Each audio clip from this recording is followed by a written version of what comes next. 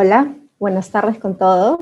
Bienvenidos a este conversatorio organizado por el Museo de Arte de Lima. Yo soy Zaira Espinosa y soy la curadora de programas públicos del Mali. En esta oportunidad contamos con un grupo muy interesante de invitadas que pertenecen a 4 museos de Lima. Con ellas conversaremos y compartiremos experiencias sobre un tema central para el desarrollo de las directrices de los museos, que es la igualdad y representación de género en el núcleo de las políticas, lineamientos o criterios de diversidad e inclusión en las organizaciones museales. Voy a presentar a nuestras participantes. Tenemos a Pilar Riofrío, ella es directora del Museo Central del Banco Central de Reserva del Perú, es bachiller en Historia y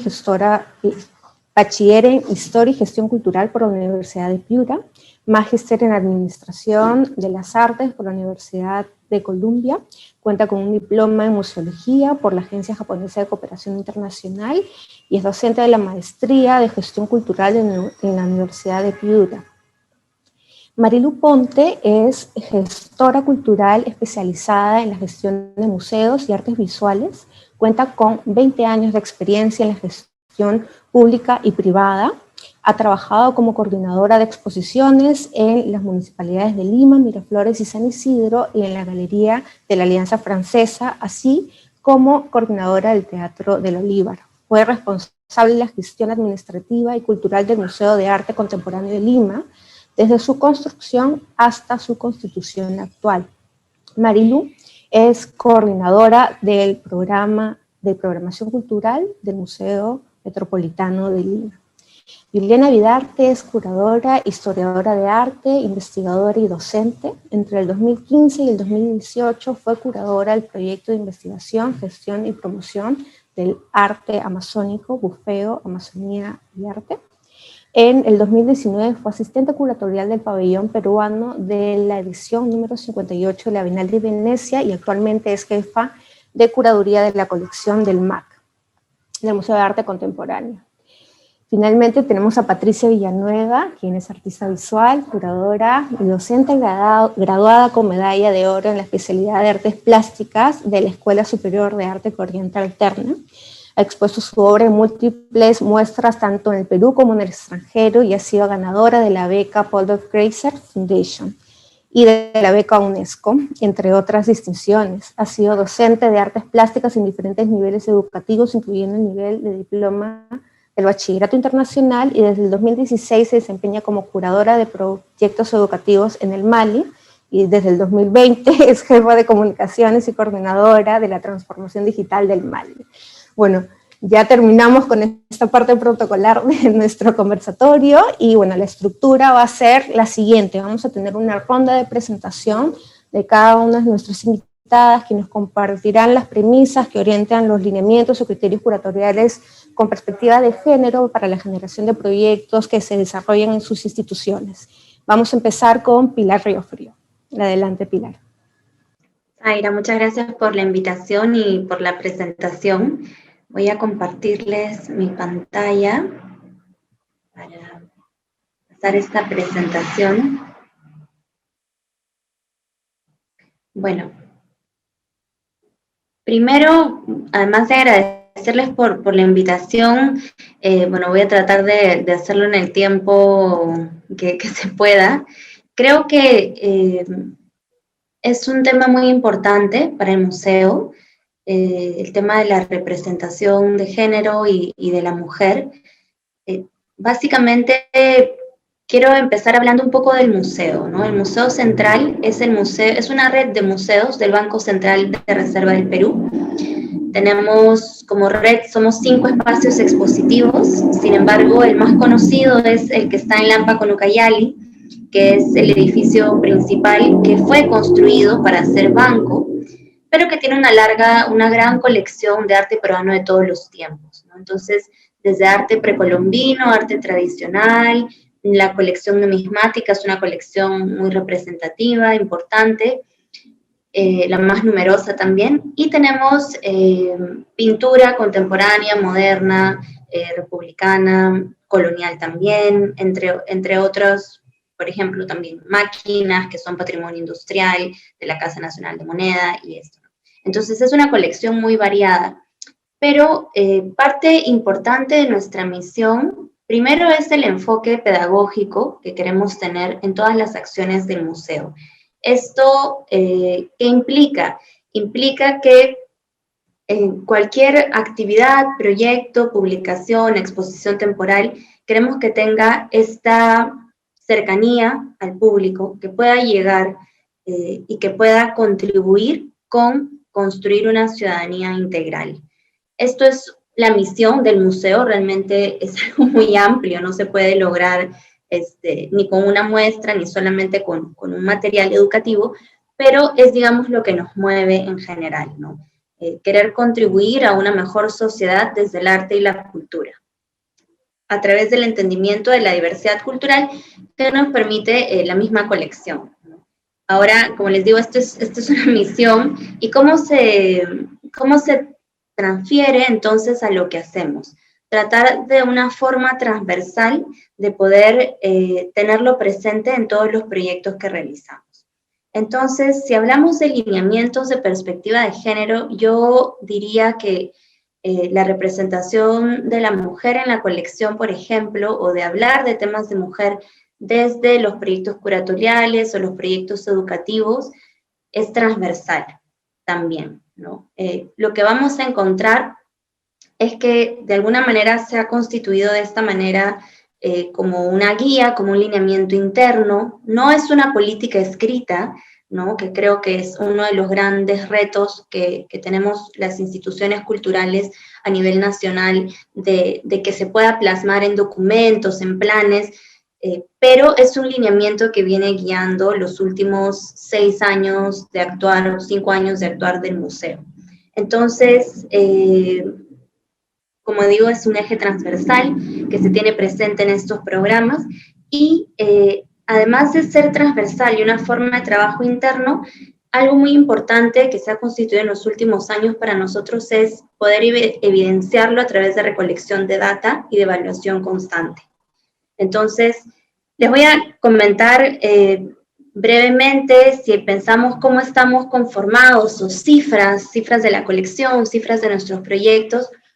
Un poco lo que hablábamos en la previa a este evento, pues la conformación del departamento de museo, porque el museo es un departamento dentro de la estructura del Banco Central. Somos de 14 personas, 9 mujeres y 3 hombres, como un dato que por ahí puede ser interesante. Si hablamos de la colección, pues tenemos una colección que, bueno, antes de hablar de la colección, sí les había mencionado los programas educativos.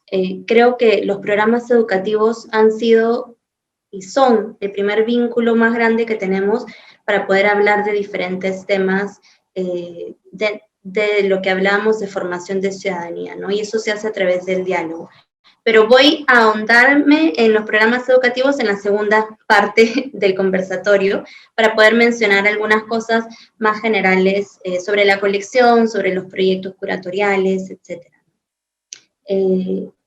Entonces, claro, como les hablaba también de la colección que tenemos, que es tan diversa, haciendo un poco de números, vemos que efectivamente falta representatividad de artistas mujeres, sobre todo si hablamos de las colecciones de pintura, y sobre todo si hablamos de colecciones republicanas en adelante, ¿no? De lo que es previo, muchas obras han sido anónimas, o por ejemplo, bueno, de lo precolombino podemos, bueno, me estoy saltando, pero lo que estamos viendo aquí es el sistema digital de colecciones que tenemos en el MUSEN. Y algo interesante que hemos querido hacer es, por ejemplo, tener un grupo de artistas peruanas en el MUSEN, ¿no? Cómo a través de los sistemas que ya tenemos podemos dar algunos grupos, o poder dar a conocer justamente los registros que ya tenemos. Entonces uno puede entrar y ver las artistas peruanas en el MUSEN. De la colección de 477 pinturas, 69 son de mujeres. ¿no? Entonces es un número bastante bajo, ¿no? Lo que es interesante notar es que esta conformación de la colección cambia y viene cambiando en los últimos años, ¿no? Hablaríamos de la presencia de mujer en la colección prácticamente desde pintura moderna en adelante, ¿no? Pero, por ejemplo, tenemos el Concurso Nacional de Pintura, que es lo que nos permite, es la única forma de adquisición que tenemos en el MUSEN. A través de este concurso podemos ver de las 21 obras que han ingresado a esta colección de arte contemporáneo, 10 son de mujeres. Entonces, ahí sí encontramos un cambio en el sector cultural, en el sector artístico, encontramos más participación de artistas mujeres. Y esto nos permite, por supuesto, incluirlo en nuestra programación cultural, en nuestros programas educativos y en los ejes curatoriales que se trabajan en el museo.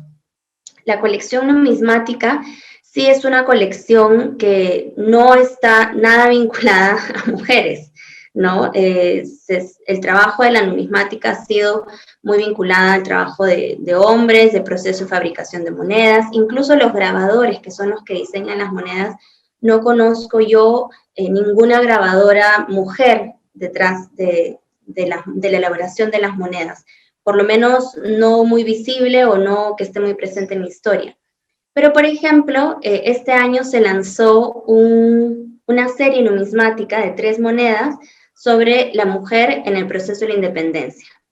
Entonces, de alguna manera sí hay un interés de vincular a la mujer con, bueno, sobre todo en las celebraciones del Bicentenario, con el tema numismático, ¿no? Pero sí, si hablamos de la colección, no es pues la colección numismática una colección vinculada a creaciones de mujeres. En cambio, en la colección precolombina y la colección de arte tradicional, lo que encontramos es mucho la mujer representada, ¿no? La representación de la mujer, que nos permite también incluirlo en conocer cuáles son los roles que se han tenido, cómo poder conversarlo y cómo poder hacer esa comparación en el tiempo. Y en arte tradicional tenemos algunas artistas que ya firmaban con nombre, porque hay mucho arte tradicional anónimo, ¿no? Pero tenemos a Dora Panduro, Elena Valera, que forman parte de la colección, es un comodato que tenemos, el comodato Macera Carnero. Y si hablamos de programas o proyectos curatoriales, uno muy importante que se lanzó en el año 2018 es el catálogo Conexiones. En este catálogo se dedicó un capítulo a hacer una lectura de la colección desde la perspectiva de la mujer, o la mujer representada o la mujer como creadora. No voy a ahondar mucho en esto, pero de este catálogo se hizo una exposición, era un eje importante, y creo que se ha mantenido en diversas exposiciones incluir algún eje que nos permita hablar sobre obras de mujeres. La exposición que realizamos, Diálogos desde lo Contemporáneo, por los 10 años del Concurso Nacional de Pintura, estuvo bajo la curaduría de Gabriela Germana. Ella, porque la misma colección lo permitía, dentro de la exposición muestra un eje de cuerpos e identidades en los cuales son obras de artistas mujeres, pero que además su tema también es sobre la representación del cuerpo de la mujer o sobre la identidad de la mujer, o ya sea desde una perspectiva de raza o ya sea desde una perspectiva un poco más interna de la vida de cada persona, de cada una de estas artistas. Esto nos permitió vincularlo con programación educativa en sala, vinculada también a este eje. Luego tenemos un programa público importante, diría yo, vinculado a artes escénicas.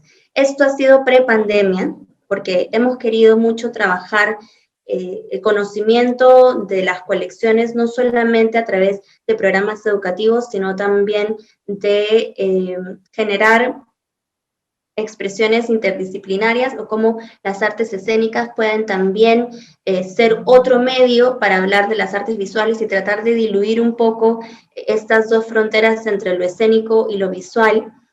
Y bueno, estamos viendo otra cosa aquí, pero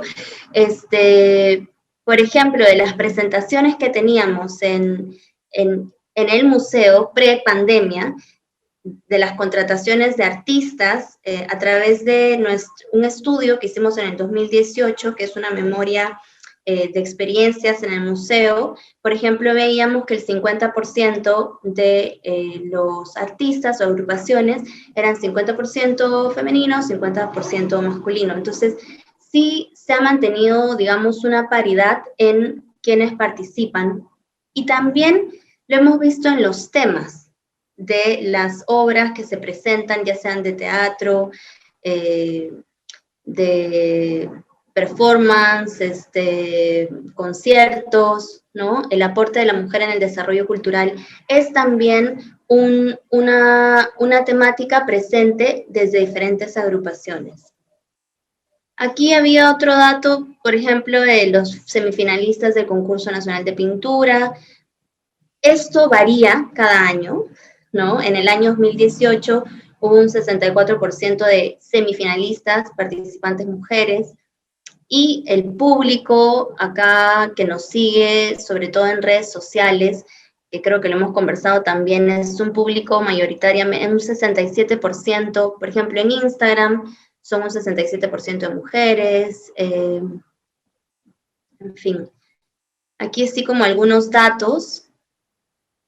Yo creo que las experiencias más importantes que les voy a poder contar van a estar vinculadas a los programas educativos, que en la sala misma nos permite tener muchas discusiones, pero que ahora lo que hemos hecho es trasladarlo a un formato digital a través de programas educativos digitales, con obras emblemáticas, ¿no? Como El Soldado de la Rabona, que te permiten hacer un análisis de roles, de identidad, o por ejemplo una corona Xáninca que antes solamente usaban los líderes de Xáninca, ahora lo aportan también mujeres alcaldesas o regidoras, series de podcast, pero eso lo voy a dejar para la segunda fase.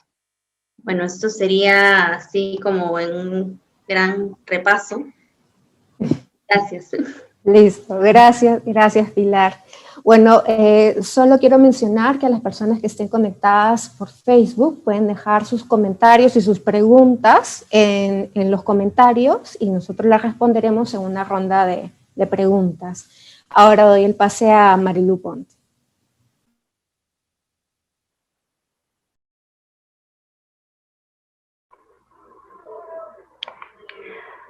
Buenas noches, ¿cómo están? Zaira, Patricia, gracias por la invitación, gracias al Pali por la invitación, Juliana, Pilar también, las colegas con las que comparto hoy día esta oportunidad para conversar sobre la representación de género en los museos, bueno, los 4 museos. En este caso, a mí me toca hablar sobre la representación de género en el Museo Metropolitano de Lima. Bueno, mientras que esto carga aquí, quería comentarles, yo soy Marilu Ponte, trabajo como coordinadora de programación cultural en el Museo Metropolitano de Lima, que es una unidad de la Gerencia de Cultura y a su vez de la Subgerencia de Patrimonio, Artes Visuales, Museos y Bibliotecas. Entonces, no quería empezar a mostrar cómo se ha ido desarrollando la representación de género en el Museo Metropolitano de Lima, sin primero abrir la oportunidad para mirar un poco más allá el escenario que tenemos delante nuestro. Entonces, hicimos mi sugerencia un pequeño sondeo el año pasado justamente para el medio de los museos, y retirando aquellos que han cerrado definitivamente, hemos podido identificar que en Lima Metropolitana encontramos 67 museos o espacios museales, de los cuales 41 son de gestión pública y 26 son de gestión privada. Entonces, quería traer a la mesa la representación de los responsables, la representación de género de quienes están a cargo de estos espacios museales. Pues aquí tenemos que de los 26 museos privados, 16 son manejados, organizados por directores o responsables hombres, mientras que 10 de ellos son organizados o dirigidos por sus pares femeninos. Los números mejoran cuando llegamos al sector público. Tenemos 41 museos, de los cuales 22 son gestionados por profesionales varones, mientras que 19 son gestionados por sus pares mujeres. Nos va dando idea de que los números no están tan mal, pero podrían estar mejor, y nos ayuda a poder conversar cómo hemos ido ganando espacios las mujeres en el campo de la administración o de la gestión de museos. En casa también hice una pequeña revisión. La Gerencia de Cultura gestiona 5 espacios museales: el Museo Municipal de Teatro, el Museo Municipal Prehispánico, el Museo de Sitio Bodega y Cuadra, la colección, la Pinacoteca Municipal Ignacio Merino y el Museo Metropolitano. De estos espacios, 3 son administrados por servidores hombres y 2 espacios los gestionamos o desarrollamos contenidos las mujeres. Y ahora un poquito más adentro de casa todavía. En el Museo Metropolitano de Lima hemos querido mostrar quiénes trabajamos, a qué nos dedicamos, y hemos ido presentando estas infografías en las redes sociales. Y esto también a mí me ha permitido reflexionar quiénes trabajamos, qué lugares ocupamos, qué hacemos en cada uno de nuestros lugares, ¿no? Yo acá tengo identificados solamente 18 servidores del Museo Metropolitano de Lima, porque hay 2 áreas, vigilancia y limpieza, que son responsabilidad de otras unidades. Entonces, entre nosotros tenemos 12 hombres y 6 mujeres. Y si dividimos el panorama, el lado de campo, donde el trabajo es más físico, predomina los varones. Mientras que en el campo de atención al público, de la educación o del trabajo administrativo, hay más mujeres. Esto para poder luego abrir el debate más tarde cuando tengamos que conversar entre todas.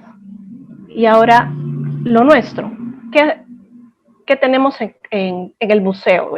El Museo Metropolitano de Lima ofrece una visión particular de la historia de la ciudad, desde la época prehispánica hasta la época republicana, a través de salas audiovisuales. Este es un proyecto audiovisual creado por el señor Ruiz Llosa, el director de cine, con su empresa Iguana Producciones hace 10 años, en el 2010 precisamente. La historia, como todos sabemos, no se queda estática. Los investigadores todo el tiempo están descubriendo nuevos hechos, nos traen acá más evidencias que nos permiten conocer cómo se han desarrollado los contextos históricos. Entonces, esto hace que nosotros tengamos que todo el tiempo ir realizando una reflexión crítica sobre el contenido audiovisual del Museo Metropolitano. Y aquí, haciendo esta reflexión, encontramos que tenemos 3 salas dedicadas de las 27 a personajes masculinos. Tenemos un guerrero prehispánico, un escritor de primera época y un pintor. Mientras una sola sala dedicada con nombre propio a un personaje femenino, una santa, ¿no? Un personaje que responde al estereotipo femenino de delicadeza, bondad, etc. Y ahora, aplicando finamente un análisis de género a los contenidos de nuestra exposición audiovisual, lo analizamos a través del test de Bechdel, ese test que se utiliza para pedir la equidad en el cine, en el audiovisual, inclusive en la historieta, en la novela gráfica.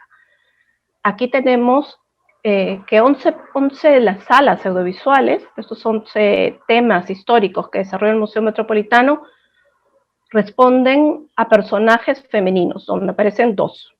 En 3 salas, los personajes femeninos hablan entre ellas. En una sola sala conversan de algo distinto a un hombre, ¿no? A una relación sentimental o a un problema, digamos, de esos que nosotros llamamos problemas del corazón femenino. Y en 2 salas, los personajes femeninos tienen nombre propio, en las otras apenas si tienen nombres neutrales. Solamente la Sala Audiovisual Santa Rosa y las Iluminadas pudieron responder a las preguntas de este test, el test de Bechdel. Las 3 primeras preguntas sí son originales del test de Bechdel. Esta última de los personajes femeninos tienen nombre propio, se ha agregado recientemente porque creemos que, pues, si no mencionamos a los personajes no estamos logrando nada. Es importante tenerlos visibles. El equipo del Museo Metropolitano somos 3 mujeres. Está compuesto por quienes habla, por Talía Trejo, que es historiadora de arte, y también por Diana Quispe, otra historiadora. Ambas ejercen la función de promotoras culturales conmigo. Entonces, desarrollando una reflexión sobre el contenido audiovisual, nosotros quisimos enfocar nuestro programa público y nuestro programa educativo a resolver esta situación de desnivel, ¿no? Este piso disparejo que nos estaba presentando el contenido de la exposición. Entonces, hemos querido que nuestros esfuerzos en estos primeros objetivos, porque en temas de género uno nunca termina de reconstruirse y de poder avanzar, nos hemos propuesto lo siguiente, ¿no? En visibilizar la participación de las mujeres en la administración de los curacasos, por ejemplo, presentar una distribución más equitativa del poder en el mundo prehispánico, romper este exotismo que rodea las figuras de las tapadas, que está considerado como una especie de moda del vestir, cuando en realidad tenían otro tipo de función, el hecho de que las mujeres pudieran cubrir su identidad, destacar la contribución de las mujeres en la gesta patriótica, cuando hablamos de independencia, en los inicios de la República, pues vemos que las mujeres ya cuestionaban su papel en la sociedad, empezaban los reclamos por los derechos civiles, y se pedía el acceso a la educación. Entonces nosotros cuando vamos desarrollando la visita y también cuando desarrollamos nuestros contenidos, tenemos presente todas estas situaciones, ¿no? Y en Lima Contemporánea finalmente, pues estamos ahí empujando el tren para poder visibilizar la participación de las mujeres en la construcción de los nuevos barrios de Lima, ¿no? Este nuevo rostro del barrio, de los barrios de la ciudad, de esta sociedad en la que vivimos actualmente. Y bueno, hemos tenido que buscar una referencia histórica más femenina y más feminista para poder desarrollar este tipo de discursos. O sea, aquí no les voy a leer todos porque se nos va a pasar la noche, pero quería destacar a María Rostorowski, a Maritza Villavicencio, por ejemplo, a Sara Beatriz Guardia, a Cecilia Blondet, las exposiciones de Karen Bernedo, que nos han ido abriendo el camino y nos están permitiendo el poder presentar nuestros contenidos con una perspectiva mucho más homogénea, como comentamos, allanar estas diferencias de representación que hemos ido encontrando en la historia y que nos permiten, pues, fortalecer la identidad de nuestros ciudadanos, de nuestros visitantes. Este enfoque de género, como lo comentaba Pilar hace un momento en el Museo Central, también es en el Museo Metropolitano de Lima un enfoque transversal, ¿no? Un enfoque que se va aplicando a todos los programas que vamos desarrollando, a todas nuestras propuestas, ¿no? Trabajamos a partir del aprendizaje de modelos femeninos históricos y culturales que puedan estar representados de manera equitativa a sus pares masculinos.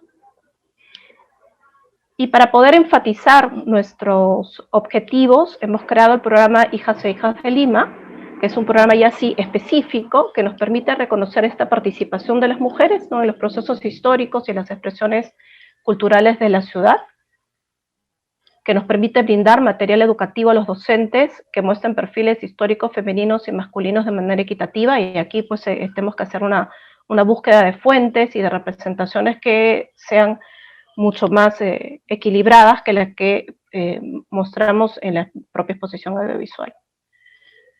Nos permite también incorporar en la pedagogía del Museo Metropolitano de Lima narrativas y dinámicas que generan la reflexión crítica sobre la problemática de género actuales, ¿no? Cada actividad que hemos ido desarrollando con los niños, los adolescentes, las niñas, las familias, los jóvenes que nos visitan, nos ha permitido poder desarrollar esta reflexión crítica, ¿no? Cada conexión, y seguramente sucede en los otros museos, es una oportunidad para poder reflexionar. Anteriormente a la pandemia, trabajamos unas visitas temáticas a la exposición audiovisual, utilizábamos las salas audiovisuales, un grupo de ellas, para poder generar un escenario o un contexto en el tiempo y poder ubicar ahí dos figuras y contrastarlas. Entonces, buscábamos una temática en la cual de repente un escritor y una cantante de folclore pudieran conversar de alguna manera, se iban descubriendo sus perfiles históricos, su contribución a la ciudad. No necesariamente tenían que ser personajes que hubieran nacido en Lima. Consideramos que el limeño es aquel que viene a vivir a esta ciudad y aporta a ella y se convierte en parte de ella. De ahí que si bien el programa se llama Hijos e Hijas de Lima, no es un limitante. Y bueno, en cuanto al tema del contenido educativo virtual, también hemos tenido que responder con nuevos productos al contexto de aislamiento social, con proyectos audiovisuales en algún momento, e inclusive con productos un poco más sencillos, como las trivias, que te daban una oportunidad lúdica de poder acercarte a estos personajes que cumplían con el perfil que nosotros queríamos mostrar. En nuestro programa público también trabajamos en función a conversar y a reflexionar sobre la participación de las mujeres. El año pasado tuvimos un primer conversatorio, el enfoque venía desde el arte. Estuvieron invitadas Karen Bernedo, la antropóloga visual que hemos comentado como referente hace un momento, Benuka Ebanán, que es una artista plástica, que además tengo una obra acá atrás mío de ella, Carla Quispe, diseñadora de modas, Olinda Silvano, artista tradicional. La moderación estuvo a cargo en ese momento de Diana Quispe, parte de nuestro equipo.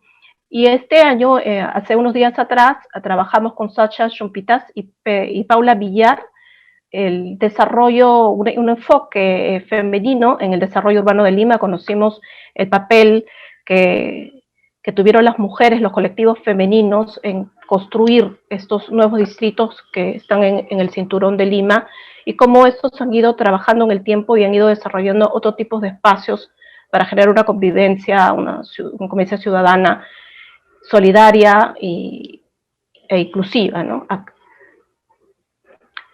Básicamente esto es el trabajo que nosotros estamos realizando dentro del Museo Metropolitano.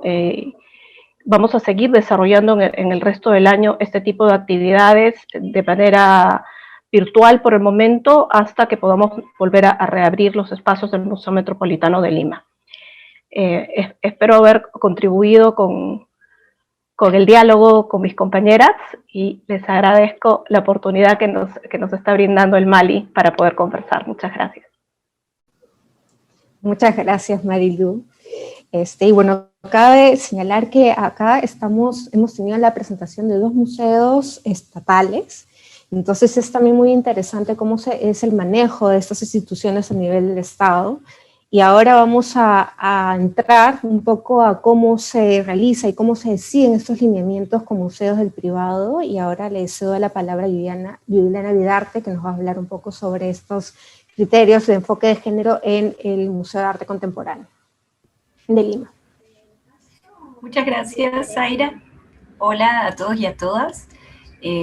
Empezar con lo que mencionabas, Marilu, agradeciendo al Mali por darnos esta oportunidad de sentarnos a conversar, a compartir experiencias, a aprender un poco de las iniciativas que vienen de cada uno de estos museos de la ciudad de Lima. Yo también les voy a compartir aquí una presentación.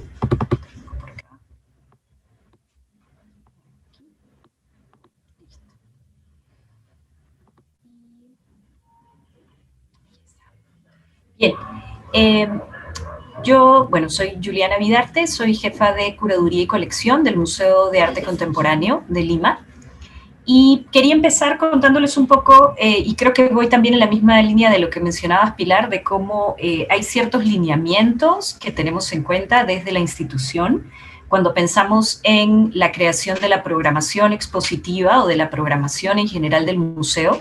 Pero claro, no es que tampoco desde el MAC tengamos una política escrita y redactada vinculada a temas de género, pero sí es verdad que tenemos en cuenta algunos lineamientos que igual voy a pasar a comentarles, ¿no? Creo que, en principio, nuestra intención, para empezar, es poder, a través de esa programación expositiva, abordar temáticas que resulten relevantes para pensar, para dialogar sobre ellas en el medio artístico peruano. Y hemos, en los últimos 2 años, trabajado vinculados a arte y tecnología, a problemáticas de crisis medioambiental, a la representación del territorio, al vínculo de nosotros como seres humanos con el paisaje y el territorio, generando además en varios casos instalaciones que se convertían, instalaciones creadas por los artistas, que se convertían en estos espacios para el pensamiento y el diálogo, ¿no? Y a la par, sumado a eso, que ha sido un poco uno de nuestros objetivos, está siempre esta búsqueda constante de representación de género en términos de paridad, lo que en muchos casos nos ha llevado a una investigación mayor dentro de ciertos proyectos para poder tratar de alcanzar esa paridad. Sumado a eso, quería contar también que sí, igual como comentaba Marilú y Pilar también, hay en varios de los equipos una representación de mujeres y en el equipo de trabajo del MAC una representación importante de profesionales y colegas mujeres. Y un detalle que quería sumar a este interés por abordar determinadas temáticas es que también, y creo que se está convirtiendo en un lineamiento, desde el museo buscamos que la generación de programación y de proyectos expositivos en general siempre vaya de la mano uniendo 2 áreas fundamentales del museo, que van a ser la área de acción educativa y mediación, y el área de curaduría y colección. Entonces ya hemos estado desarrollando en los últimos meses varios proyectos en conjunto. Y creo que se ha terminado por ser un tema fundamental para los nuevos proyectos que podamos generar desde el MAC. Bien, entonces, para continuar quería mostrarles algunas de nuestras estadísticas también. Dentro de esta programación expositiva que hemos venido generando en los 2 últimos años. En el 2019 tuvimos dentro de toda nuestra programación, en ese caso que incluía las exhibiciones, los conversatorios, la participación de 91 artistas. Y en el 2020, la participación de 120 artistas, pero claro, porque esto se va hacia toda la programación en digital y las actividades en redes que hemos podido generar en los últimos meses, ¿no? En el 2019, el 52% de esos artistas fueron hombres y el 48% mujeres, y en el 2020, el 40% de los artistas participantes fueron hombres y el 60% fueron mujeres. Entonces, hay, creo ahí, unas estadísticas que es interesante analizar y de tener en cuenta, pero también creo que son estadísticas que hablan de un proceso, de un camino que todavía recién podemos decir que vamos empezando, porque en este caso las estadísticas que les muestro están hablando de representatividad de hombres y mujeres, pero creo que hay todavía un trabajo desde el museo para aperturarnos a diversidades de identidades de género que todavía no necesariamente estamos teniendo en cuenta en esta lectura de las estadísticas y que deben ser fundamentales para nuestra programación también. Entonces creo que ahí hay todo un camino todavía por continuar avanzando, ¿no? Y también quería comentarles algo sobre la colección del MAC, que incluye el trabajo de 123 artistas, y entre ellos el 25% son artistas mujeres, ¿no? Y en ese caso las estadísticas varían y claro, eso tiene que ver con que el grueso de nuestra colección corresponde a obras que se han generado o han sido generadas por artistas que han tenido el eje de su trabajo en la segunda mitad del siglo XX, ¿no? Entonces, bueno, ahí también hay creo, lo comparto porque me parece interesante un poco cómo estamos haciendo todo este intercambio para conocer y tener más data sobre las colecciones de los diferentes museos en los que trabajamos, ¿no? Bien, y yo quería contarles un poco más de diferentes actividades que hemos venido desarrollando con objetivos distintos vinculados a temáticas de género. Tenemos un plan, sí, de poder desarrollar una mayor investigación sobre las mujeres artistas en la colección del MAC y es un proyecto que esperamos pueda continuar desarrollándose este y el próximo año, y hemos dado algunos pasos en ese camino. Quería mostrarles aquí dos ejemplos rápidamente. Lo primero es una imagen que viene de la revista que tenemos desde el museo, que se llama Cubo Abierto, y es una revista en la que nos enfocamos en desarrollar artículos vinculados a la programación del museo, pero que también toque temas relevantes que sea importante discutir en el medio artístico limeño y en el medio artístico peruano. Y en ese caso, además, tenemos normalmente algunos artículos vinculados a la colección. Y el primero de esos artículos fue este artículo escrito por Gabriela de Bernardi, que se enfocaba en plantear una primera lectura de la obra de Marianne Schmidt, que es una artista húngaro-canadiense que tiene un grupo de obras importante dentro de la colección del MAC, y que pudimos empezar a ubicar, a reconocer de qué momento, a qué momento pertenecían ese grupo de obras, darnos cuenta que esta artista es una artista que había viajado a Latinoamérica, que había hecho un trabajo aquí. Entonces, este primer ejercicio de investigación de Gabriela creo que también abre ese camino para continuar pensando en estas obras, y al momento de poder incluirlas en una exhibición de la colección, establecer un diálogo mucho más informado de esas obras con otras obras de la colección y con otras piezas de arte contemporáneo, ¿no? Luego tenemos este conversatorio que llevamos a cabo hace algunos días, vinculado a la labor y a la presencia, al rol de las artistas mujeres en el Instituto de Arte Contemporáneo, que es la institución que precede al Museo de Arte Contemporáneo, el MAC Lima.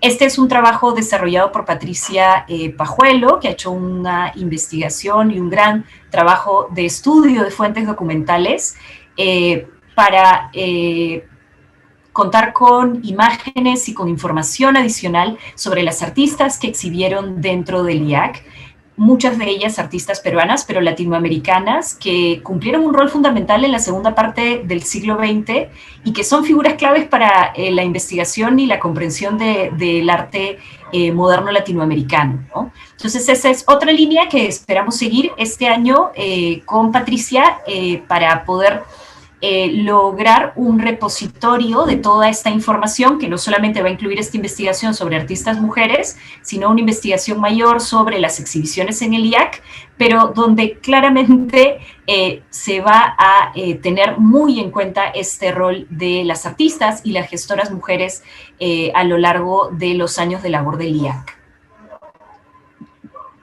Luego quería contarles un poco de otra línea, porque por un lado podemos tener esta línea de investigación vinculada a nuestra colección, y luego pensábamos también, y esto ocurrió durante la pandemia, un poco como museo, cuáles son esos roles que finalmente podemos afianzar en ese momento tan particular en el que como museo estábamos cerrados, ¿no? Seguimos cerrados, pero abriremos el 15 de abril, esperamos, y los esperamos también. Y lo que decidimos fue abrir estos espacios de diálogo en donde nos fuera posible, y creamos este proyecto del podcast Conexión Artista, que venía además de una actividad que hicimos en redes en la que invitamos a artistas a recomendar el trabajo de otros artistas. Y yo quería mencionar esta experiencia porque pudimos establecer el diálogo hicimos una selección de diferentes conversaciones que nos interesaba tener a partir de una temática como detonante, pero que luego nos llevó por caminos súper interesantes. Y en muchas de estas conversaciones, la conversación fue íntegramente entre artistas y gestoras mujeres, ¿no? Entonces, como museo nos interesaba hacer un espacio que promueva este diálogo y esta conversación, y el espacio del podcast nos funcionó muy bien para eso. Sentimos, no sé, en medio de esta como imposibilidad de tener un contacto con el público, fue un momento para mí, especialmente como curadora, sumamente enriquecedor y motivador el de tener estas conversaciones, ¿no?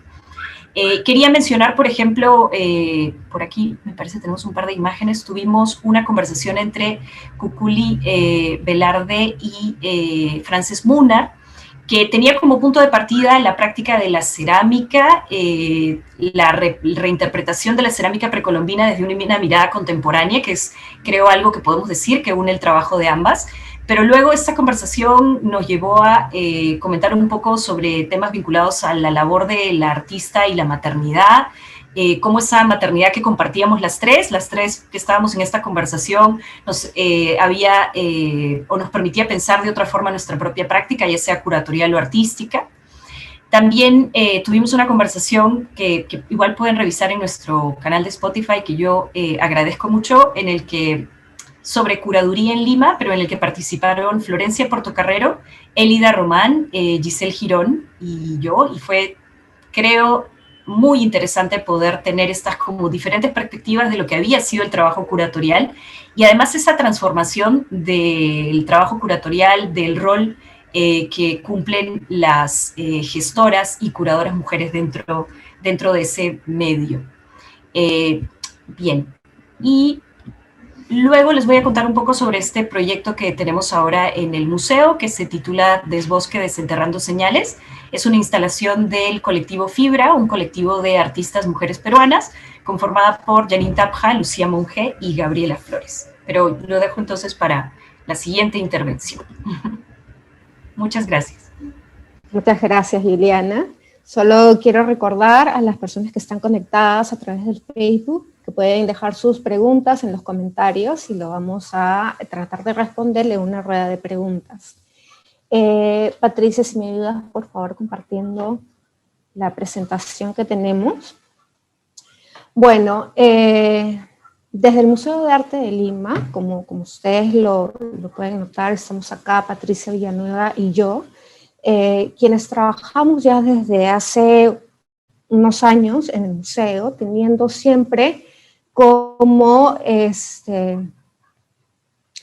conocimiento y tratando de poder enfocarnos en los objetivos generales de la misión del museo, que si bien es una institución que alberga una colección panorámica del arte peruano y sus objetivos, y uno de los principales objetivos es la preservación de la memoria local y la ampliación al acceso a las artes y sus disfrutes para el público, debemos hacer un análisis un poco del estado de la cuestión en cuanto a los lineamientos que se han ido trabajando para las políticas que van a ayudarnos a ver cuáles son quizá los problemas que podemos reconocer en cuanto a la participación y representación de género dentro de una historia tan amplia como la que es la del museo, ¿no? Si nosotros tomamos en cuenta que el museo y la presentación de sus exhibiciones empiezan hacia la mitad del siglo pasado, desde la generación del Patronato de las Artes en 1954,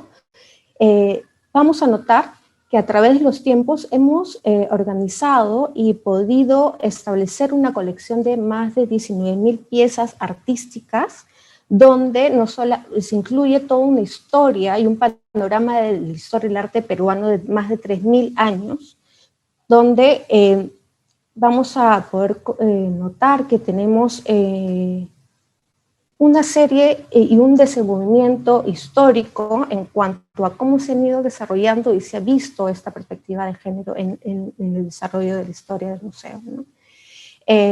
Como digo, este es un escenario en construcción cuyas visiones aún se están afianzando para poder notar un poco cómo se establece en la historia el recorrido de la representación artística, pero creo que es importante notar que nosotros en el museo tenemos dos comités de adquisiciones que van a trabajar y que están trabajando durante varios años en cuanto a la generación y alimentación del acervo con el que contamos. Uno de ellos es el Comité de Formación de Colecciones, en el que se trabaja para poder alimentar esta colección del museo desde la perspectiva histórica, y del cual vamos a poder, va a ser un poco más complejo poder notar este análisis histórico de la participación de las mujeres en la colección. Pero si hablamos de la colección contemporánea, que de hecho me gustaría enfocarme un poco más porque me gustaría abordar también algunos datos estadísticos que nos pueden dar cuenta de la representación de género, vemos que la colección contemporánea tiene alrededor de más de 120 artistas que conforman la colección. Entre ellas tenemos un 35% de artistas mujeres que forman parte de la colección contemporánea. 25 de estos artistas son artistas de regiones. Entre ellas tenemos artistas como Elena Valera, Benuca Banán, Olinda Silvano y Nereida Paza, pero también tenemos una representación de artistas latinoamericanas que dan un contrapunto a la colección del Museo de Arte de Lima. Entre estos artistas, nosotros podemos señalar a Marta Minujín, Liliana Maresca, Cecilia Vicuña y Laura Anderson Barbata. Entonces, vamos a notar que en el porcentaje de la totalidad de artistas que contamos en la colección contemporánea, podemos ver que no solamente tenemos esta representación de artistas limeñas, sino también tenemos un énfasis en poder ver qué es lo que se está trabajando en la región, ¿no? Pati, si puedes seguir al siguiente slide. Entonces, para poder notar y poder ver un poco el desarrollo de cómo hemos estado trabajando en las exhibiciones a nivel histórico, notamos que en los 66 años de historia del museo hemos podido realizar alrededor de más de 500 exposiciones temporales presentadas en el museo, pero 20 de esas exposiciones son exposiciones individuales de artistas mujeres y algunas de ellas son exposiciones bipersonales. Esto representa el 4% de las exhibiciones en su totalidad. Entonces acá, o sea, estamos tratando de hacer como un diagnóstico donde podemos notar este porcentaje y evidentemente un porcentaje menor en cuanto a una reflexión histórica. Pati, si puedes seguir a la siguiente diapositiva. Entonces, en esta sección vemos la lista de las exhibiciones que hemos podido presentar y hemos podido identificar con participación de artistas mujeres, y notamos que la primera exhibición en la historia del museo es una exhibición, un homenaje póstumo a la artista moderna Odile Guillén en el año de 1964, ¿no? A lo largo de estos años también se han podido desarrollar esta cantidad de exhibiciones y podemos destacar una, en el año 77, el homenaje a Julia Codecido, organizado también por la Municipalidad de Lima. A lo que voy con esta presentación también es poder notar que si bien hablamos de los porcentajes y de la participación de artistas en las exhibiciones del museo, o sea, no se trata de hablar de hacer un recuento actual, digamos, de las exhibiciones, sino porque también vemos que a nivel histórico se han podido presentar estos grandes nombres que ahora forman parte importante y prescindible dentro de la historia del arte peruano, ¿no? En el 77 tenemos un homenaje a la artista Julia Codecido, una de las primeras artistas de la generación, una de las artistas de la primera generación de la Escuela Nacional de Bellas Artes, que tiene una presencia muy importante en la escuela indigenista. En esta lista también podemos destacar que en el año 99 presentamos una exhibición de la artista Elena de Iscue.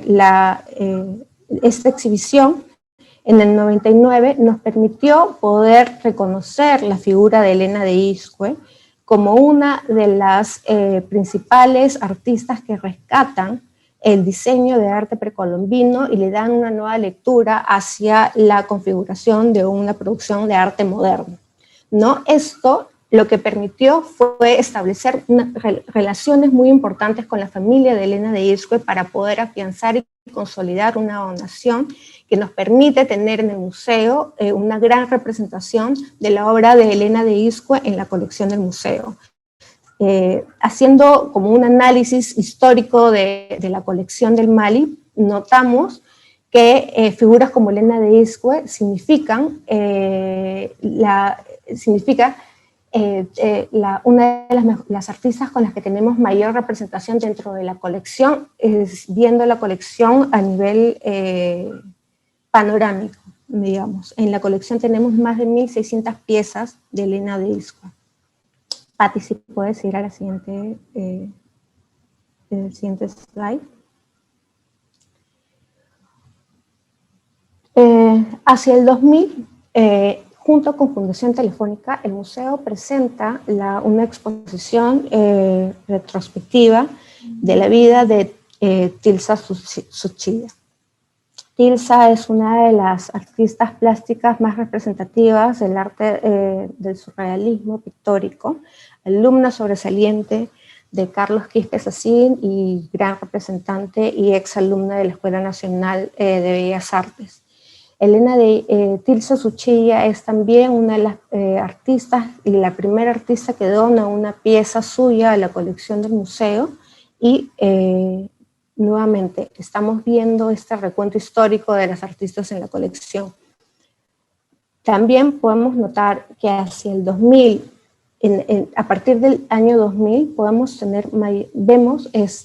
notar que hay una representación y participación en las exposiciones con una mayor participación de artistas mujeres en cuanto a los proyectos expositivos, ¿no? Hacia el 2010 el museo empieza a trabajar un proyecto donde invita a artistas contemporáneos a poder intervenir en diferentes espacios del museo, como el vestíbulo, el ingreso del museo, los descansos de las escaleras, y esto se constituye un proyecto que se denomina Mali in Situ. La artista estadounidense Melanie Smith es una de las primeras artistas convocadas para poder trabajar en esos diferentes formatos con los que se trabaja en el museo. Y ya hacia el año siguiente podemos también fijarnos en la presentación de una exposición retrospectiva como es la muestra de Milagros de la Torre, Indicios, que presentamos como una gran exposición retrospectiva de una artista fotógrafa. Patricia.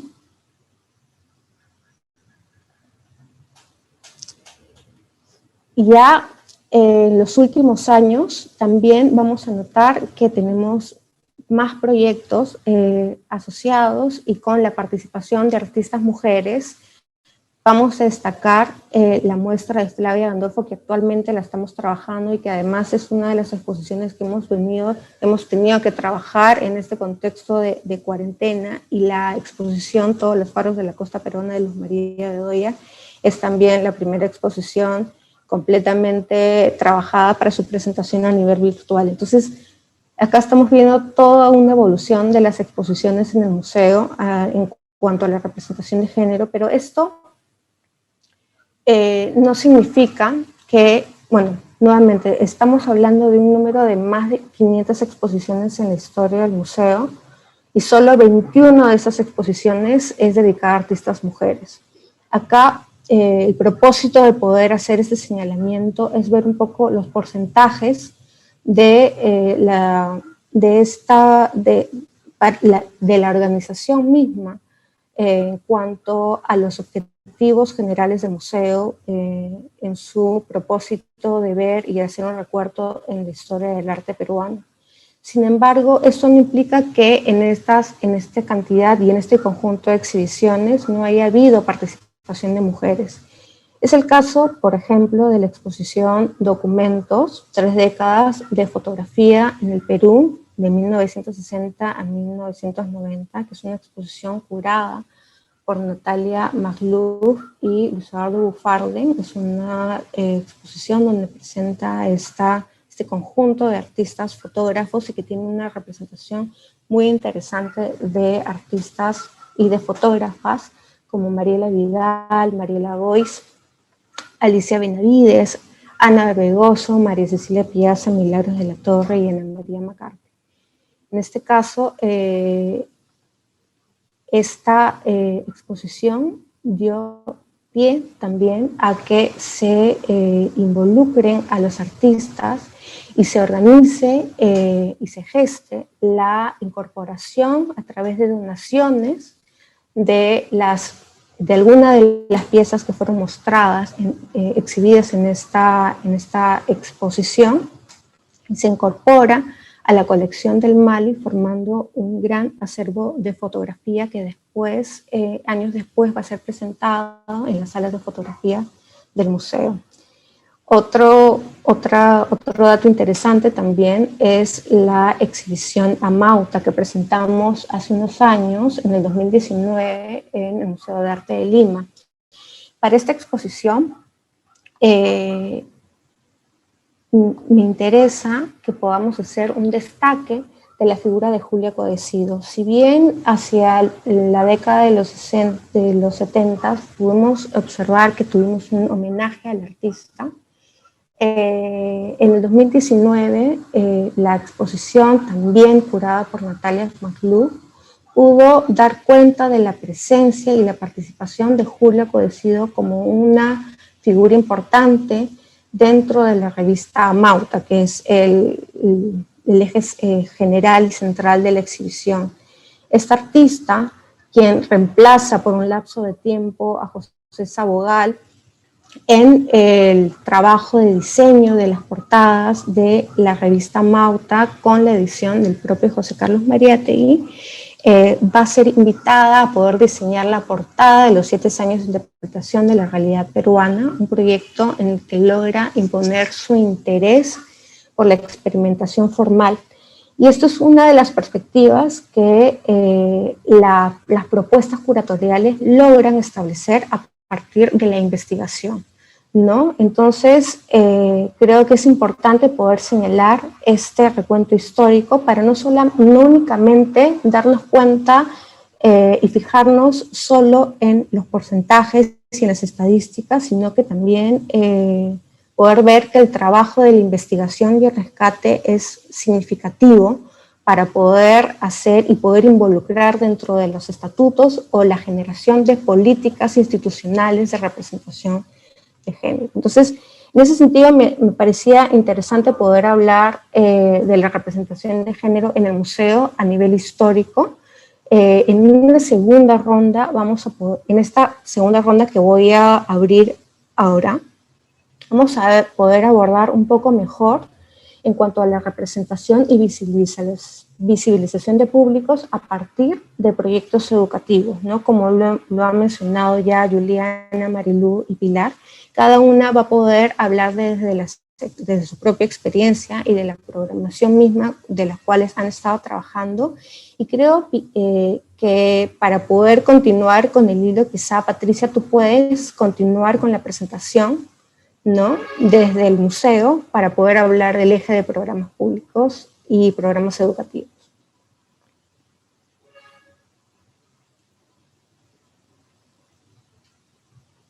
Sí, hola, perdón, justo dejé de compartir pensando en que me iba a tocar después, pero sí, claro, por supuesto. ¿Cómo están? Buenas noches a todos y gracias a todas por aceptar la invitación y por compartir todas estas experiencias, y creo que todas tenemos muchas ganas de conversar luego al final de lo que estamos presentando.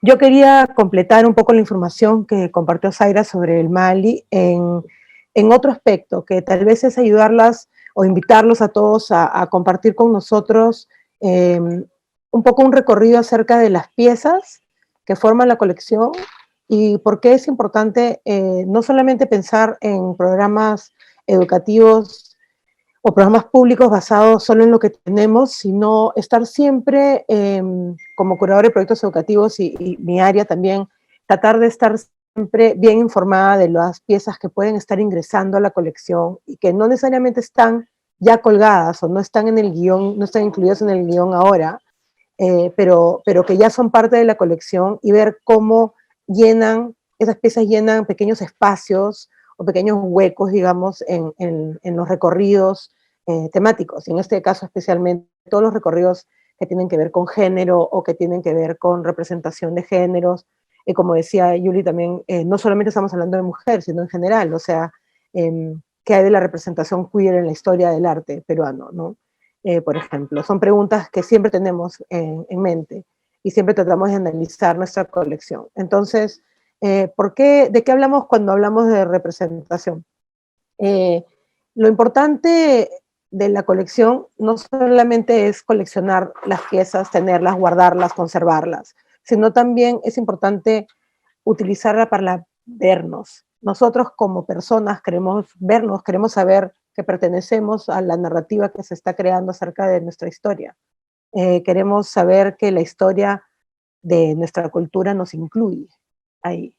Es importantísimo saber que uno puede recorrer el museo, un museo que dice representarte como la cultura del territorio donde resultó que naciste, y poder verte, o en todo caso identificar por qué no te ves, qué es lo que ha hecho que tu presencia, tu, no quiero decir tu raza necesariamente, sino simplemente tu rostro, tu cultura, tu persona haya sido invisibilizada o simplemente se hayan dado los factores que han hecho que no estés representada. Ahora, el Mali tiene una representación panorámica de 3.000 años de historia y a veces realmente nos saca un poco de cuadro pensar los huecos que existen de representación, ¿no?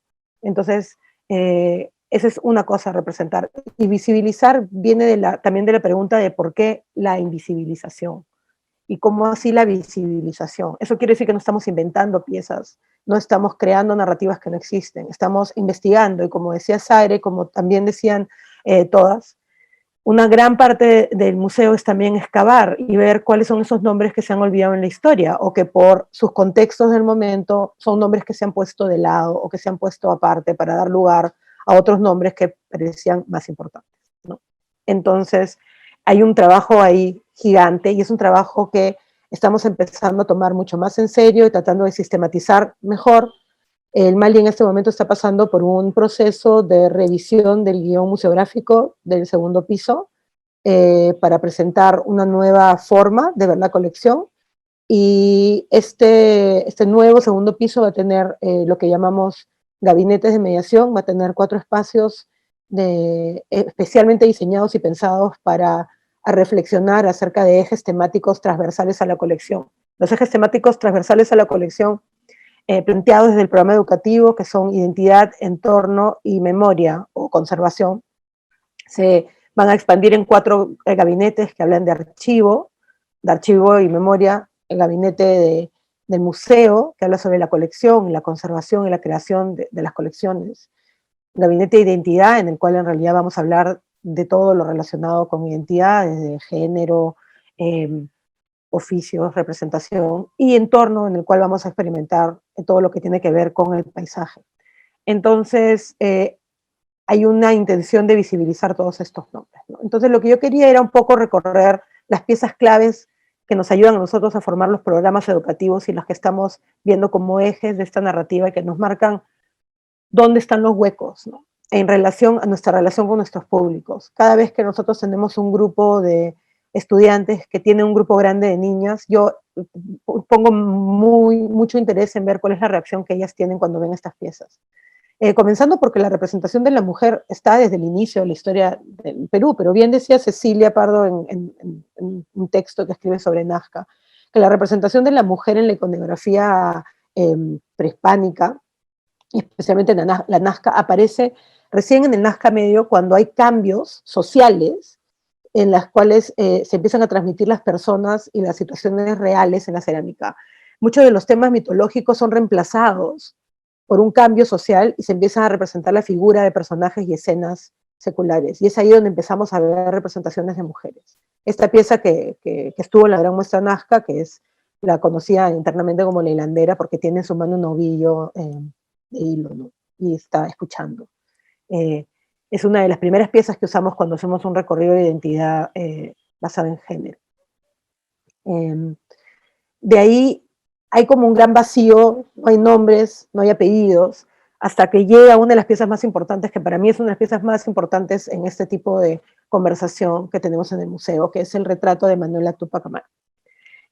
La historia es maravillosa y es muy larga y extensa y no voy a contárselos ahora, pero es un retrato casi tamaño natural, oficial, de una mujer de época incaica, representada con dos escudos europeos. Manuela fue una mujer que reclamó ante la corona española el ser reconocida como descendiente de los incas y así gozar de los privilegios de su nobleza. Por ese motivo aparece retratada aquí y es un gran ejemplo de la fusión que ella trata de representar simbólicamente y cómo tiene elementos indígenas y europeos, tanto en su vestir como en los elementos que la rodean. Y con eso trata de elevar su identidad a un retrato oficial, un retrato que podría haber estado reservado para obispos o representantes oficiales, y es el efecto que tiene en la gente, en los visitantes, ver un retrato de una mujer con identidad, con nombre y apellido en un año alrededor de 1777. Es probablemente el único ejemplo que nos queda, ya que después del levantamiento de Tupac Amaru, de José Gabriel Condorcanqui, muchos de estos retratos de descendientes incas usados para reclamar las identidades fueron quemados o destruidos, justamente para borrar todo estos árboles genealógicos o estos títulos de nobleza o cualquier posibilidad de que alguien quiera levantar esos títulos de nobleza. En esta narrativa, obviamente, pasamos ya a una época republicana donde la aristocracia crea un nuevo tipo de representación, ¿no? La Carolina, que le hicimos nosotros, el retrato de Carolina Gutiérrez de la Fuente, que es fue hija de Antonio Gutiérrez de la Fuente, presidente del Perú, es uno de los cuadros que más fascinación tienen los grupos de estudiantes mujeres, también de hombres, pero especialmente cuando tenemos grupos de niñas. Obviamente lo primero que les fascina es el tamaño de su cintura, ¿no? Debido al corset. Y usamos este cuadro mucho para hablar de ideales de belleza y de la idea de cómo los cánones de belleza han ido cambiando con el tiempo. Es fascinante cómo podemos ver en sus manos, en sus brazos, un color casi de mármol, casi de porcelana, está pintada de este color. Y las niñas mucho se preguntan si es que tiene que estar representada para parecer una muñeca, ¿no? Entonces hablamos mucho acerca de cómo el tono de piel importaba, porque si estabas bajo el sol implicaba que trabajabas. Y una mujer de la nobleza, una mujer de la riqueza tenía la piel, mientras más blanca y menos tocada por el sol, de más alta, digamos, estatus social. Y el corset también implicaba cierta incapacidad de moverse, cierto privilegio de no tener que hacer grandes movimientos físicos. A lo que todas llegan siempre a la conclusión es que se ve infeliz. Y de cuando pasan de qué bonito el abanico, qué lindo el vestido, qué bonita la silla, qué lindo su pelo, y se concentran más en ella o en lo incómoda que se puede ver, identifican una mirada triste, y siempre tratamos de ahondar y no quedarnos solamente pues en la parte superficial. Cuando recorremos el tiempo, llegamos a una de las piezas más importantes para mí que tiene el museo ahora, y que ha sido una donación de la familia de la persona retratada. Ese es el retrato de Micaela Vilela de López. Micaela Vilela, este cuadro específicamente, es una pintura que está considerada como el primer retrato de élite de una mujer afrodescendiente en toda la región. Eso quiere decir que es el primer retrato de una mujer afrodescendiente con nombre y apellido. Y no solo eso, sino es que ella misma encargó al pintor su retrato. Ella era además dueña de hoteles, empresaria. Ella mandó a sus hijos a estudiar a Europa y a sus hijas a estudiar a la capital. Cosa que tal vez ahorita nos parezca, pues, ¿por qué no me mandaste a Europa y por qué me mandaste a la capital? Pero en esa época no mandaban a las niñas a estudiar en ninguna parte. Y ella sí quería empoderar a sus hijos y a sus hijas de igual manera. Es conocida además por ser la abuela de Enrique López Albuja, quien la describe y habla acerca de justamente su espíritu emprendedor en una de sus novelas. Ese es probablemente uno de los cuadros que cuando entró a la colección y lo colgamos hizo una diferencia dramática en los recorridos con los colegios. El rostro de una niña que se siente y que se reconoce como afrodescendiente y cuando ve el cuadro no la ve como una acuarela costumbrista o una representación más etnográfica, sino como una mujer empoderada, que sabe quién es, que te mira de frente, orgullosa, hermosa. El cuadro la foto no le hace justicia, el cuadro es hermoso. Ha hecho una gran diferencia en el recorrido que tenemos de género. Es increíble que al mismo tiempo, más o menos con una distancia de muy pocos años, Daniel Hernández estaba pintando su serie de Perezosas, en las cuales volvemos a un asunto del tipo, ¿no? De la pintura del tipo, una pintura sin nombre, la representación de estas mujeres descansando o no haciendo nada. En el recorrido, perdón, hablando de mujeres y madres trabajadoras, es interesante ver cómo al mismo tiempo, como decía, que las visitas pasan por Micaela y hablamos sobre su cuadro, la siguiente parada es la Perezosa, y su lectura del cuadro cambia completamente. Probablemente si el orden de la visita fuera al revés, su enfoque sería diferente, ¿no? También cabe anotar que este cuadro se volvió muy famoso ya que Britney Spears lo colgó en Instagram diciendo, ay, cómo me gustaría ser como este cuadro de Daniel Hernández, ¿no? Y eso también por un tiempo se volvió como una gran conversación con las niñas que venían a las visitas. Y finalmente, para terminar un poco, porque no me quiero alargar, me estoy alargando porque las historias son demasiado bonitas, solo quería comentarles que probablemente la joya de estas conversaciones siempre termina siendo La Santuza de José Sabogal. Siempre pongo unos dibujos al lado porque a la gente le encanta dibujar en el Mali y siempre dibujan a la Santuza muchísimo. Ahora, es importante acotar que la Santuza es la representación de lo que Sabogal veía como el ideal de la belleza indígena. La Santuza, además, dio pie a una de las mediaciones más hermosas que hemos tenido, en el cual aquí vemos a uno de nuestros mediadores que ya no nos acompaña en el Mali, Aldo, en el cual creó una entrada hacia el cuadro alrededor del hecho de que todas las niñas que venían a visitar del colegio venían con el pelo trenzado. Y hablábamos acerca de cómo la Santuza tiene las trenzas abiertas. Y ellas hablaban de cómo las trenzas solo las tienes desamarradas o en la mañana cuando te las estás trenzando en tu cuarto o en la noche cuando te vas a dormir y te las sueltas. Entonces lo que estábamos viendo era un momento íntimo, un momento en el que ella nos estaba permitiendo verla en su espacio, como si se estuviera viendo frente a un espejo.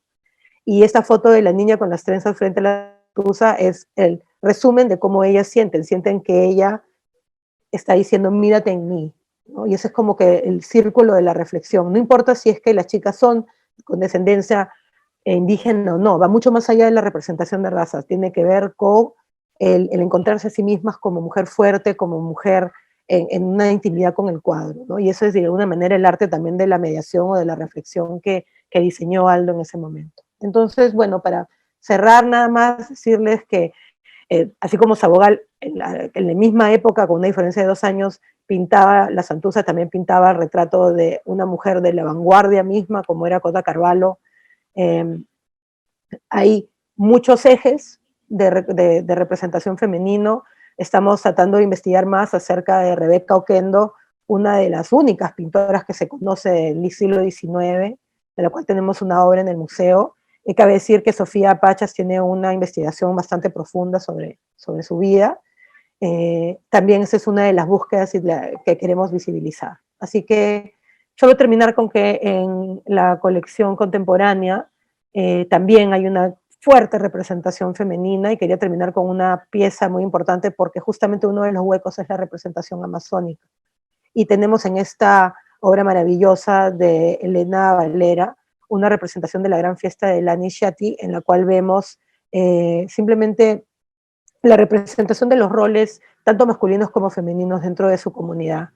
Y hay una búsqueda dentro de las adquisiciones nuevas, hay una búsqueda dentro de las donaciones nuevas de pequeños ejemplos y grandes obras que nos ayuden a ir llenando esos huecos para contar toda la historia, nuestra historia también.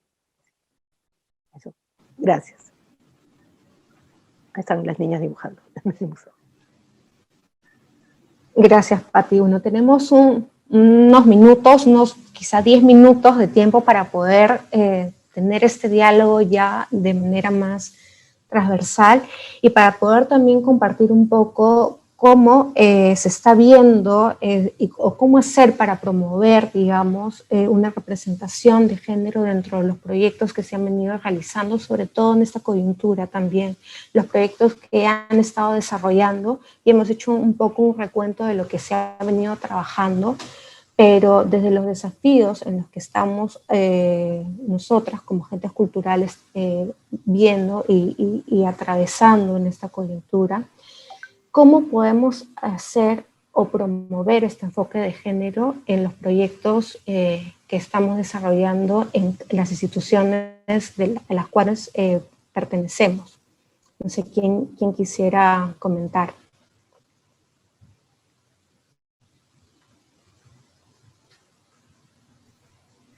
Bueno, creo que un poco lo que todos hemos estado comentando aquí es que sí hay, o sea, es inevitable, ¿no? Es un poco inevitable, no podemos postergarlo más. O sea, creo que estamos, todos hemos, la misma invitación a este conversatorio creo que ha dado pie a que analicemos y veamos números y todos, es interesante que después de haber conversado, todas hayamos traído números, porque nos ha hecho mirar la colección y nos ha hecho mirar nuestros programas y nos ha hecho encontrar, mira, no hemos hecho mucho de esto, pero hemos hecho más de esto, y no se nos había ocurrido contar cuántas mujeres hay en el museo trabajando versus cuántos hombres, o si están balanceadas las áreas. Entonces nos ha hecho pensar, y ese es el inicio, ¿no? Creo que eso es un poco el inicio de todo.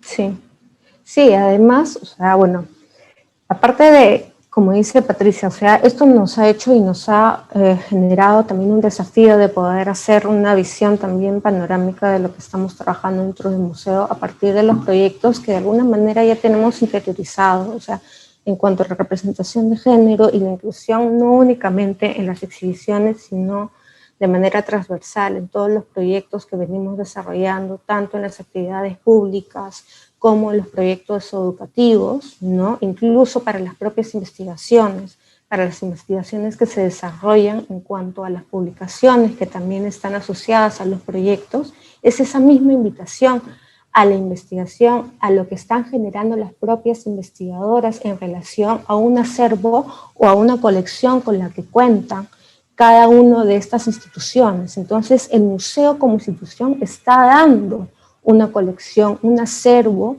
para que puedan desprenderse mayor investigación. Estamos también evidenciando algunos vacíos, ¿no? De los cuales, evidentemente, la institución, por la condición misma de cada institución, no puede poder rellenar esos vacíos, pero sí puede dar esta plataforma para que otros agentes, tanto investigadores, curadores, gestores culturales, puedan hacer uso de todo el trabajo que nosotros también venimos realizando, de lo que nosotros, de la estructura en la cual nos venimos, estamos adentro, para poder también desprender y ver qué otras posibilidades surgen. Desde lo educativo también me parece muy interesante, porque con la participación incluso de los mediadores, que forman parte de todos estos recorridos o todos los proyectos a nivel pedagógico, ellos también traen una perspectiva diferente que puede enriquecer también los proyectos con los cuales estamos trabajando.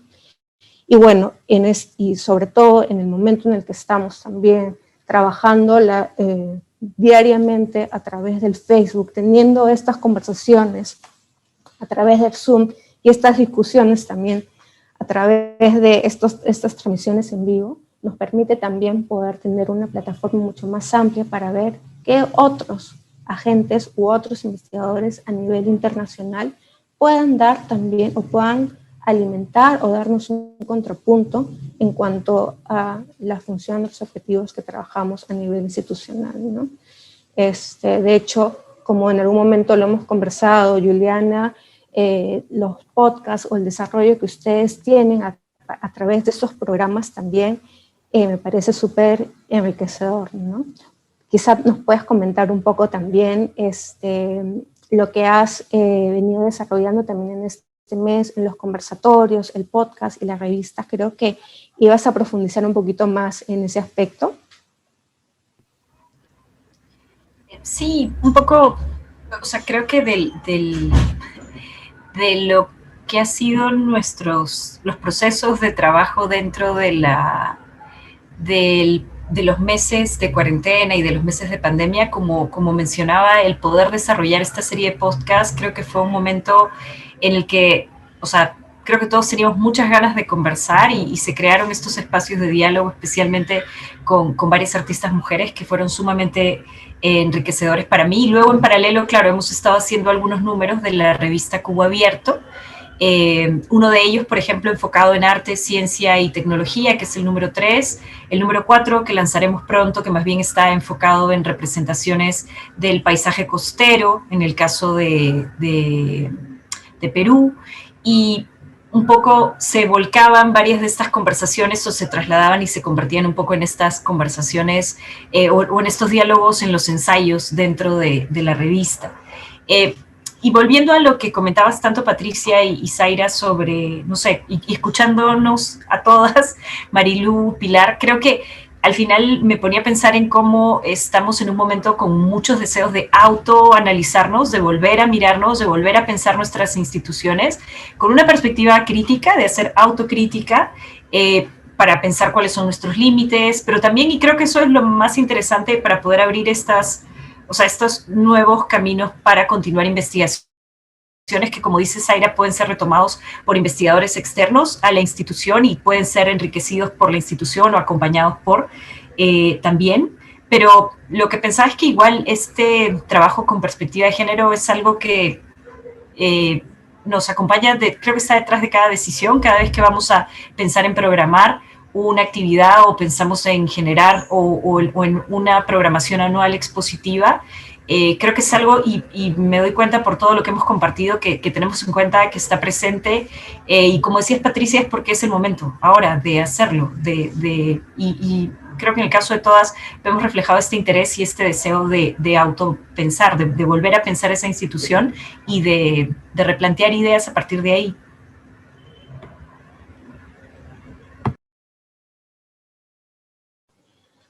Marilu, quizás nos puedas comentar también un poco.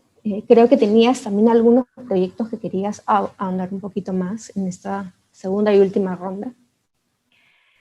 Gracias, Zaira. En realidad, más que ahondar sobre los proyectos que ya he presentado, lo que quería hacer en esta segunda ronda era, como lo acaba de mencionar Juliana, darnos la oportunidad de generar una autocrítica a nuestros contenidos, a nuestros espacios, a la manera en que nosotros vamos involucrando al enfoque de género en cada una de las acciones que realizamos, ¿no? Yo formo parte de una institución municipal, entonces nuestras políticas son bastante claras. La Gerencia de Cultura pues tiene una perspectiva de género ya metida en su ADN, que todos los demás vamos absorbiendo y vamos colocando y aplicando en cada cosa que hacemos, ¿no? En nuestro caso hemos trabajado en base a una exposición que te habla de memoria, es una suerte de interpretación de la memoria colectiva, ¿no? De la historia de la ciudad. No trabajamos en piezas específicas porque nuestro museo no es un museo de objetos, es un museo de recuerdos más bien. Entonces, la labor de nosotras, de Diana, de Talía y la mía, es justamente ir modelando ese enfoque, esa historia y actualizarla a la nueva demanda en la que nos encontramos, ¿no? En una ciudadanía que te exige paridad, que te exige equidad, que te exige inclusión y que te pide ese tipo de representaciones que no son... no siempre están visibles. Nosotros creo que es nuestra labor justamente visibilizar, dar la oportunidad de presentarnos de una manera más equitativa, y también nos permite dialogar, ¿no? Dialogar no solamente con los niños, las niñas, con los jóvenes, nos permite dialogar también entre nosotros mismos y ver qué otras cosas podemos mejorar, hacia dónde vamos a alcanzar y qué oportunidades les vamos a dar a estas nuevas generaciones para construir una nueva ciudadanía. Básicamente iba por ahí mi segunda participación. No obstante, quería comentar, yo formé parte del MAC durante casi 10 años, en el proyecto que ahora que está trabajando Juliana, y la verdad que a mí me complace mucho ver este enfoque que le han dado con mucho mayor fuerza y cómo se están generando unos proyectos donde las oportunidades se están colocando de manera más pareja. O sea, en mi época quizás no lo éramos tan conscientes. Inclusive creo que yo ahora mismo, ¿no? Personalmente considero que tengo la perspectiva de género de una manera muy distinta a lo que tenía hace 10 o 20 años, ¿no? Este trabajo de identidad de género es un trabajo, creo que es muy reflexivo, empieza de uno mismo para poder compartir hacia afuera y presentar proyectos a la comunidad. Creo que sí, desde un principio nosotras mismas no tenemos cuáles son los marcos por donde podemos movernos, ¿no? O sea, cuáles son los desafíos que tenemos que superar ahora mismo, ¿no? Como mujeres, como trabajadoras, como madres en algunos espacios. En este momento creo que ahora la pandemia lo ha hecho más visible, ¿no? Y eso es una oportunidad, creo que de oro para poder desarrollar un nuevo ideal femenino, un nuevo modelo a seguir para las futuras generaciones. Eso es. Gracias, Marilu. Y además, bueno, también uno de los propósitos de poder desarrollar un conversatorio como este a nivel interinstitucional es también poder afianzar y poder tener y continuar una colaboración entre los museos, que también creo que es muy importante, ¿no? Una conversación como esta nos permite ver los objetivos en común que tenemos, pero también nos permite ver que, claro, estamos hablando desde 4 museos de Lima. ¿Qué está sucediendo con otras regiones del país? ¿Qué está sucediendo con otras artistas y otros tipos de representaciones también? Y cómo se están incluyendo dentro de todos los objetivos que nosotros venimos trazando, bueno, como un museo, como el Museo de Arte de Lima, ¿no? Que tiene este objetivo de hablar de un panorama histórico del arte peruano, ¿no? Entonces también es ver exactamente eso a lo que también debemos apuntar, ¿no? Entonces, esa es una oportunidad que creo que para nosotros es muy valiosa y que esperamos que se pueda continuar en otros conversatorios, ¿no? Es esta oportunidad que permite hacer como una suerte de cartografía simultánea, de alguna manera, lo que estamos haciendo nosotros en relación a ustedes. Pilar, no sé si quieras comentar algo. Sí, gracias. Bueno, yo quería ahondar un poco más en los programas educativos, pero creo que ahora no va a dar muchísimo tiempo de verlo a detalle. Simplemente coincido con lo que vienen comentando, pero sí a través de esta perspectiva no, es que en realidad, como vemos nosotros, el tema educativo no es solamente desde el programa educativo, sino en realidad transversal a cómo trabajamos en el museo. Somos un equipo chico, pero por decir, las exposiciones las coordinamos con educadores, ¿no? Entonces, los podcasts también. Hablábamos de visibilizar, de qué significa representar. Últimamente venimos hablando mucho nosotros internamente, también se habla en el sector de museos, cómo los museos contamos historias y qué historias contamos, a quiénes incluimos en esas historias. Evidentemente las colecciones te permiten o no, ¿no? Como hay algunos vacíos o cuáles no están. En ese sentido, para nosotros es importante y ha sido importante contar historias de mujeres. Hicimos una serie de podcasts que justamente eran mujeres en el museo. Y también hace 4 años o 5 que comenzamos a desarrollar programas recorridos, mediados, temáticos. Uno de los principales fue el recorrido sobre mujeres en el museo, ¿no?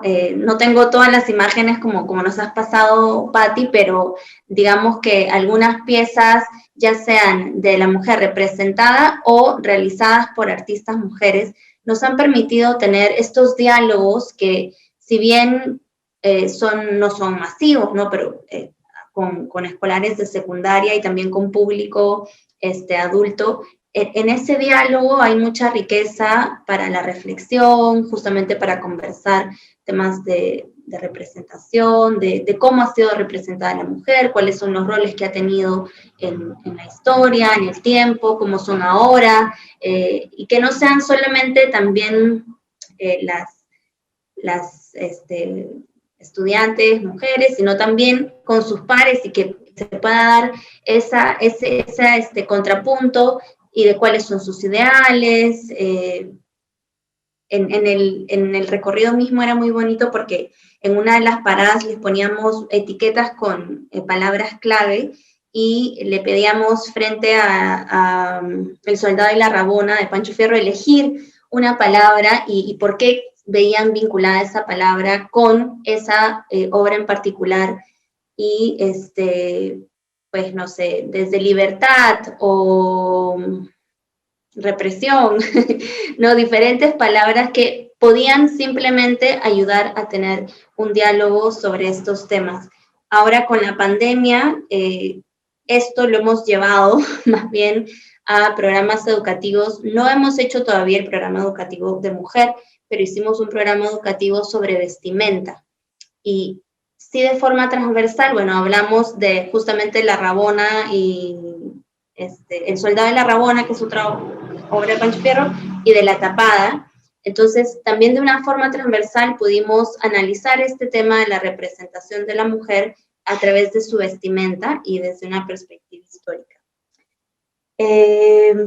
Luego, en la serie de podcast, hicimos nosotros una pequeña curaduría y grabación de estas historias sobre piezas de mujeres o elaboradas por artistas mujeres, pero para la última invitamos a Claudia Coca, a ella misma narrar una obra que tenemos en la colección, que es de castas y mala raza, y fue una experiencia muy bonita, escuchar al artista con su propia voz, hablar de su obra, muy, muy rico, muy íntimo, y esto nos dio pase a otra serie de podcasts que eran historias personales, ya de la colección de arte contemporáneo, en el cual invitamos a artistas mujeres y hombres de la colección contemporánea a hablar de sus obras, pero encontramos ahí también un tema de paridad, digamos, en cantidad de representación de hombres y mujeres, pero escuchar las voces de las artistas hablando y explicando su proceso creativo, este vínculo personal, este vínculo cada una con su creación, ha sido muy importante. Yo creo que como retos pendientes hay muchos, he anotado algunos y solo por hablar como puntos específicos, yo creo, cuando hablabas, Zaira, de cuáles son estos retos pendientes, por un lado, yo creo que seguir evaluando, seguir generando data, métrica, va a ser importante para poder tener una forma de evaluarlo en el tiempo y también de poder compartir, ¿no? Quizás articular una evaluación que nos permita hablar no solamente cada uno desde su museo, sino del sector, ¿no? También creería yo más espacios colaborativos, ¿no? Y creo que por ese lado nosotros estamos pensando también en el museo que la programación misma pueda tener más elementos de co-creación con los públicos. Entonces, en ese sentido es no solamente desde nuestras instituciones mirar hacia adentro y qué podemos contar, sino cómo otros miembros de la comunidad pueden también contar o crear a partir de nuestras colecciones. Y bueno, me imagino que la consistencia de que sea algo transversal también va a ser un reto importante y básicamente por ahí creo que hay muchos retos por delante. Yo creo que algo que es súper importante, que me has hecho pensar, que en algún momento anoté, era que también hay que tener en claro que no es una cuestión solamente de, está de moda, son las cuotas, el porcentaje, la gente quiere saber, o no, nos representa, o sea, ya va más allá de eso, o sea, eso es lo que nos presiona a apurarnos, a no postergar la discusión, pero creo que también cuando hablamos desde una perspectiva de género, y cuando hablamos de transversalidad, estamos hablando de que tenemos que entender que mujeres son las mujeres que trabajan en el museo y sus puntos de vista, y también mujeres son los visitantes, y mujeres también son las mujeres artistas, y mujeres también son las representadas. O sea que hay una serie de conversaciones que se dan, que una de la obvia es el público con el cuadro, ¿no? La siguiente es el artista es mujer, o la artista es mujer, pero el cuadro, la persona representada es un hombre, ¿no? Pero hay diferentes juegos, pero también están los puntos de vista y lo que nosotras podemos contar, ¿no? Nosotras como gestoras culturales. Porque obviamente hay otra línea acá que es muy complicada, pero es todo lo que nosotros estamos pasando, como todo lo que hemos hecho y las situaciones en las que nos hemos encontrado para llegar al puesto en el que estamos y poder tomar las decisiones que tomamos con las responsabilidades que eso conlleva. Proteger a nuestro propio equipo, en el cual creo que en los museos, casi en todos los museos, hay una mayoría de mujeres, aunque sea una mayoría pequeña, pero hay una mayoría de mujeres. Ver que la voz se escuche de todos, y al mismo tiempo lidiar con nuestros propios problemas y complicaciones de género en el mundo cotidiano, ¿no? Esta pandemia a mí me ha encontrado con un bebé de 2 meses de nacido, y de pronto estaba yo en cuarentena y hemos tenido que encontrar la manera de poder trabajar.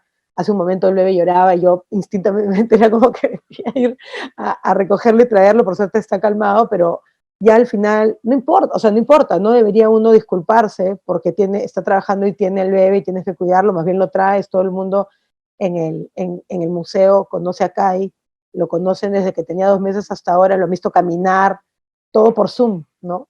Entonces, y ha estado en más de un conversatorio también en público. Entonces creo que también hay un momento en el que como gestores tenemos que ya ponernos el chip de que no tenemos que disculparnos por ser mujeres y tener además una serie de complicaciones. O sea, no disculparme porque mi hijo llora, o no disculparme por etcétera, etcétera, ¿no? Sino es porque también hay una necesidad de no exotizar ni hacer como raro el hecho de que es una mujer empoderada, que en una situación y están conversando entre ellas. Nosotros felices de incluir en esa conversación el punto de vista del hombre acerca de la representación de la mujer en la historia. O sea, estos no son programas para mujeres. Nadie está haciendo recorridos sobre la mujer para mujeres. Queremos abrir la discusión, hablar sobre eso y preguntarnos por qué no han estado representadas, por qué no han sido visibilizadas, o por qué no se les dio en el siglo XIX y antes la oportunidad de estudiar y ser unas artistas reconocidas, sino como a Rebecca Oquendo, que las únicas críticas que hay de su obra eran como comentarios de que además de ser bella y de una familia de alcurnia, pintaba bonito, ¿no? Entonces, esas son las discusiones que podemos tener transversalmente también entre géneros. Entonces, pero para eso tenemos que saber de qué hablamos, y para eso tenemos que investigar. Estamos en una situación súper poderosa en nuestros museos como para poder excavar en lo que tenemos y tratar de ver por qué, ¿no?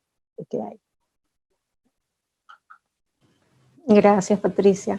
Lo único que me queda decir es que esta conversación, como ya lo habíamos mencionado, lo habíamos conversado anteriormente, da para más, da para poder tener muchos debates, y lo que importa acá es justamente eso, ¿no? Poder destacar el sentido transformador que puede generar ese tipo de conversaciones y ese tipo de discusiones, y que se puedan replicar, y esperamos que eventualmente podamos nuevamente poder contar con ustedes para este tipo de discusiones. La verdad, nosotros estamos muy agradecidas con la participación de cada uno de ustedes. Y bueno, solo me queda agradecer a las personas que se han conectado a través de Facebook, y estén atentos a las nuevas actividades que el museo les pueda ofrecer en las comunicaciones y en las redes sociales que eventualmente se puedan dar. Muchas gracias a todos ustedes.